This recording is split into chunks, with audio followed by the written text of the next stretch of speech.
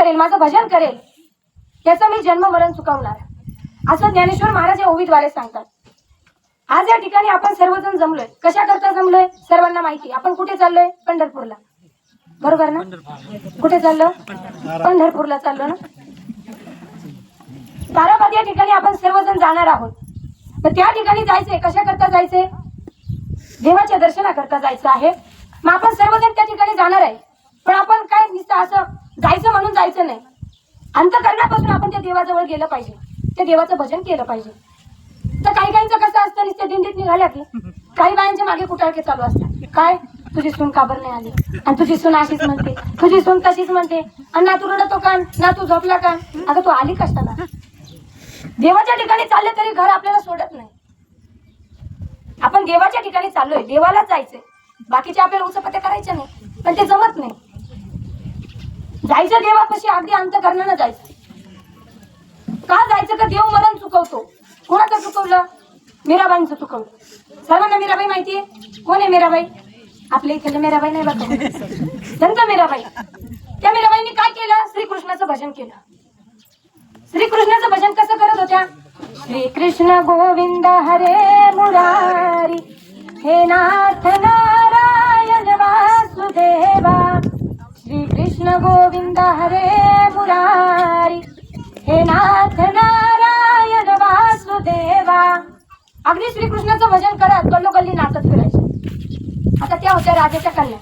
त्या राजाला शोभत नव्हतं. राजा म्हणायचे, माझी कन्या, मी एवढा अख्ख्या गावाचा राजा, आणि माझी मुलगी अशी गल्लोगल्ली नाचत फिरते. पण त्या नाचत कसे होते? आपण वरातीत नाचतो तसं नाही.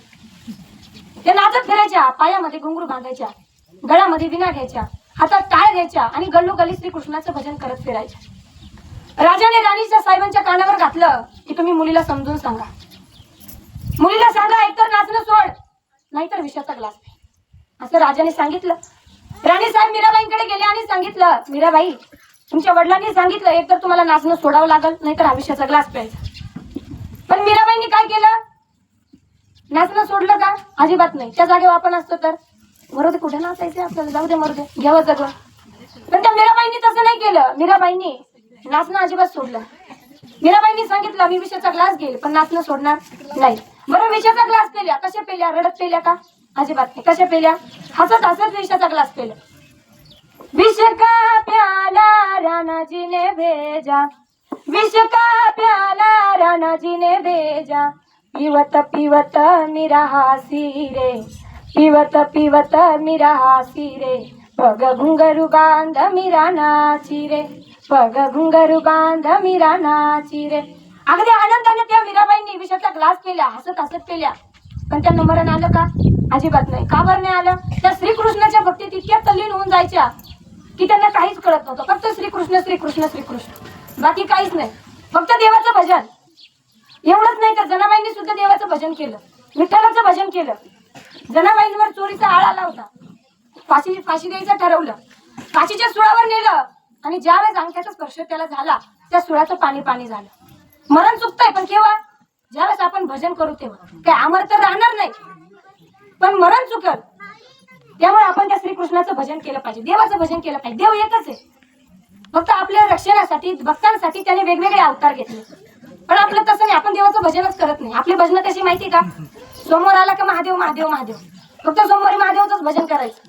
मग सोमवारी दिवसभर नुसतं महादेव, आणि सोमवार गेला की कोणता वार येतो? रविवार, मंगळवार. मंगळवारी कोणत्या देवीचं भजन करायचं? कोणत्या बी देवीचं, फक्त नुसतं देवीचं भजन करायचं.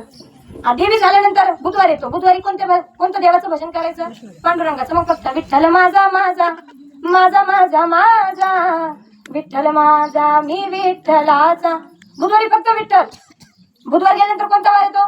गुरुवार. गुरुवारी कोणत्या देवाचं भजन करायचं? दत्ताचं करायचं, श्री स्वामी समर्थांचं करायचं, साईबाबांचं करायचं. फक्त देवाचं भजन त्या दिवशीच, ज्या दिवशी वार आहे त्या दिवशी.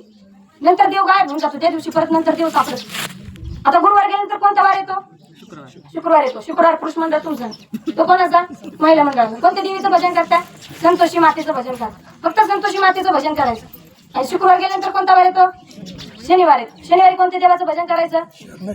शरण शरण हनुमंता, शरण शरण हनुमंता. फक्त देव, फक्त मारुतीला आठवणार. आणखी कोण? रविवार. रविवारी काय? येळकोट जय मल्हार सदानंदाचा येळकोट. फक्त खंडोबाच आठवणार, नंतर देवच आठवणार नाही कोणता. बरं ड्रायव्हर गेले, कोणता देव? सोमवारी कोण? महादेव. हे चक्र चालूच राहत. आता मला सांगा, तुम्ही जर असे वार बदलले भक्ती करत्या, जर तुमच्यावर संकट आलं, येऊ तर नाहीच कोणावर, पण जर आलंच, कोणत्या देवाला हाका मारशाल तुम्ही? बरं आता जर सोमवारी म्हटले महादेवकडे जाऊ, महादेव भोळे, महादेव लवकर येते. गेले महादेव, महादेव काय म्हणतील? याने एकच दिवस माझं भजन केलं, सोमवार संपला, मंगळवारी लगेच देवी कपाळाला. मी नाही जाणार याच्याकडे, अजिबात नाही येणार महादेव. नंतर देवीला तेच वाटतं, जाऊ दे, एकच दिवस माझं भजन करतो, एकच दिवस गोंधळ घालितो, नंतर नाही का पाहते नाही मंगळवारी युस्त, अजिबात नाही, देवी येत नाही. नंतर कोण? पांडुरंगाकडे जायचं. आपण म्हणतो जगाचा मालक आहे, लवकर येईल जाऊ. आपण गेलो पांडुरंगाकडे, त्याला देवाला तेच वाटतं, एकच दिवस भजन करीतो, नंतर येतोय नाही माझ्याकडे बघायला, देव येत नाही. गुरुवारी आपण म्हणतो तीन देव आहे, 3 देवांपैकी कोणी येईल लवकर? तिघांना ते वाटतं हा जाईन, तो जाईन, कोणीच येत नाही. मग परत शुक्रवारी कोणाकडे जायचं? देवीकडे. देवी ये ग बाई, मी तो उपवास केले, मी तो हे केलं, ये बाई. देवी येत नाही. देवी नंतर कोण येतं? मग आपण मारुती रायाकडे जातो, असं वाटतं एका उद्यानात लवकर येतील, पण येते का? नाही येत. नंतर कोणाकडे जायचं? खंडोबाकडे जायचं. मग खंडोबाकडे गेल्यानंतर त्यांना तेच वाटतं, जाऊ दे माझे भोळेत लवकर जातील, जाईन दुसऱ्या दिवशी, मी नाही जाणार. असं करून कोणीच येत नाही आपल्याकडं. मग भजन करायचं तर एकच देवाचं करायचं. कसं? आपुला तो एकच देव करून घ्यावा, ते नाही विना जीवा सुख नाही, त्याच्याशिवाय जीवाला सुख नाही, अजिबात नाही. पण आपल्याला संस्कार नावाचं हे सुटतच नाही अजिबात. आता काही आलं तरी घरी फोन करते, घरी माणसं बकरून लकान असं केलं, अजिबात नाही, घर सोडतच नाही आपल्याला.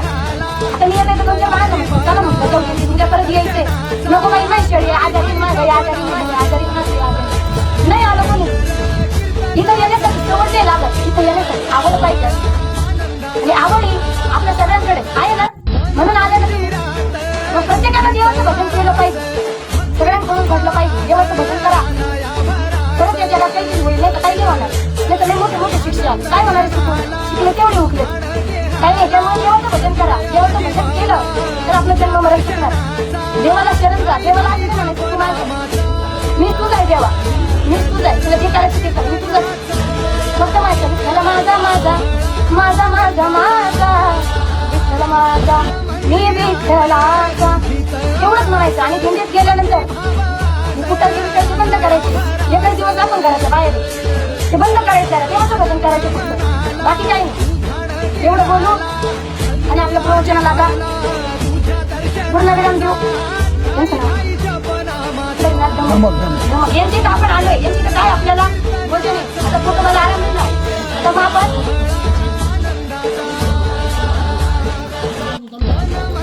आपण घेतो का आपल्या घरात मागायला आलं तर म्हणतो घरी नाही, घर जाऊन निघून जातो आपण. आणि आजोबापासून आपल्याला बरोबर ना, 40 वर्ष झाले, 40 वर्षांपासून आपण इथे येतोय. आम्ही आता चालू 40 वर्षापासून तुम्ही इथे येत आहे, 40 वर्षांपासून तुम्ही इथे येत आहे. आपण देवाचं भजन करा, असंच राहा, जीवन आनंदाने जगा. एवढं करून आपण एक थांबूया. श्री ज्ञानदेव तुकाराम, पंढरीनाथ भगवान की जय, माऊली ज्ञानेश्वर महाराज की जय, तुकाराम महाराज की जय, संत मुकुंदास महाराज की जय.